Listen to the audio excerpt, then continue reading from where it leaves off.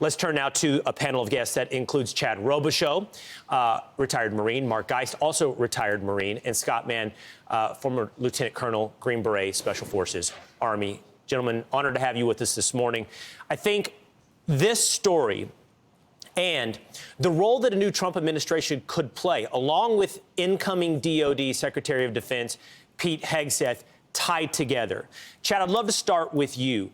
What do you see, looking backwards at what you experienced, what you saw about Afghanistan, now what's happening in Syria, and the role that a Trump, Hegseth, and others led foreign policy could mean for America? I mean, we've seen it the last 4 years, what we all have said. A strong America makes a stable world. A weak America, a weak White House, a weak Secretary of Defense makes a chaotic world, and that's what we have seen and witnessed.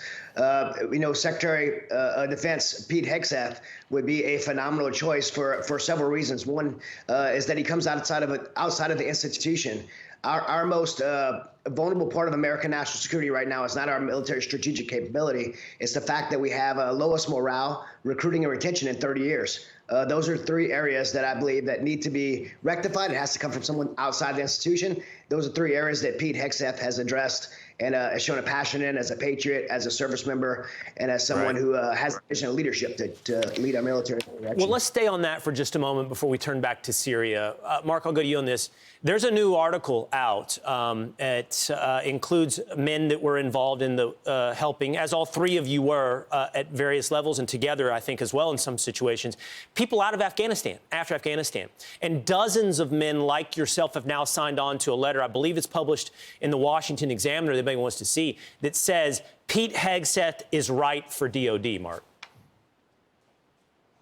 Yeah, he is. I think, he's probably got more recent experience on the battlefield, closer to the troops, understands what the war fighter on the ground is feeling, needs, and what is best for the country. As Chad said, I mean, we've got to address the issues of retention, of recruiting, and we have the greatest fighting force in the world, and typically, why are you going to do the same thing over and over? And with that fighting force, what limits us is if we're predictable or we're not willing to use it when necessary, but not being willy-nilly about how we use it as well. Oh, and that last point's important, Mark. It is.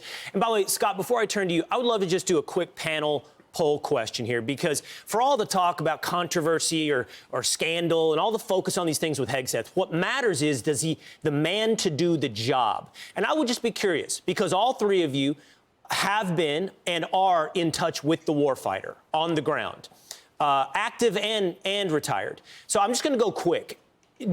So let's start with Chad and come back around, because I want to end talking to Scott about something else here. But Chad, do the warfighters support Hegseth?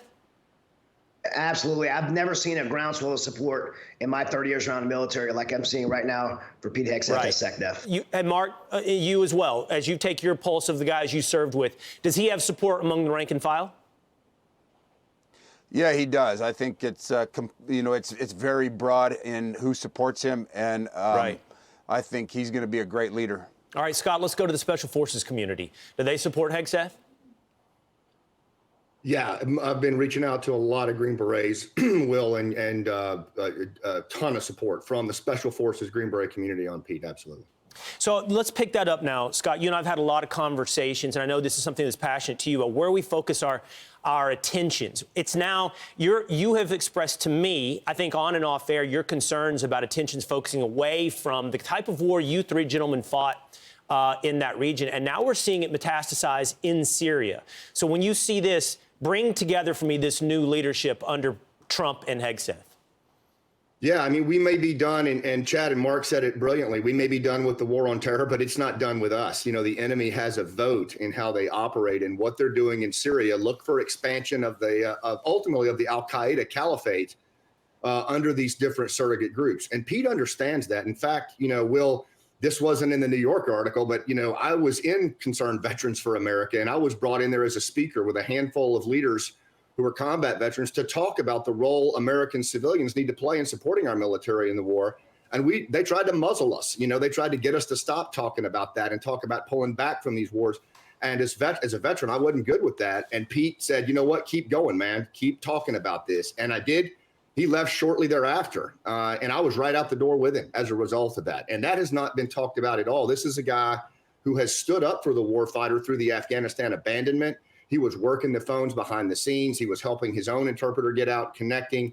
And the role that he's played with the warfighter at a grassroots level is something that I hope these senators will consider. And I hope that they'll listen to what the warfighters of the longest war in our nation's history are saying, which is we need reform and change immediately. Well, I hope you're exactly right. I hope senators are listening to.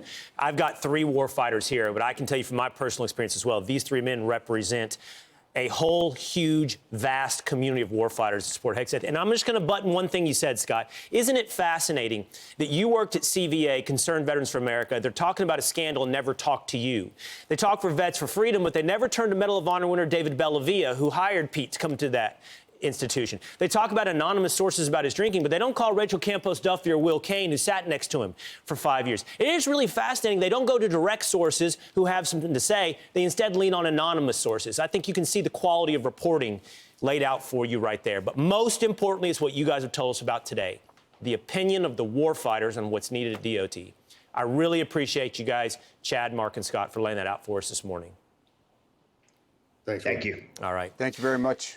I'm Steve Ducey. I'm Brian Kilmeade. And I'm Ainsley Earhart. And click here to subscribe to the Fox News YouTube page to catch our hottest interviews and most compelling analysis.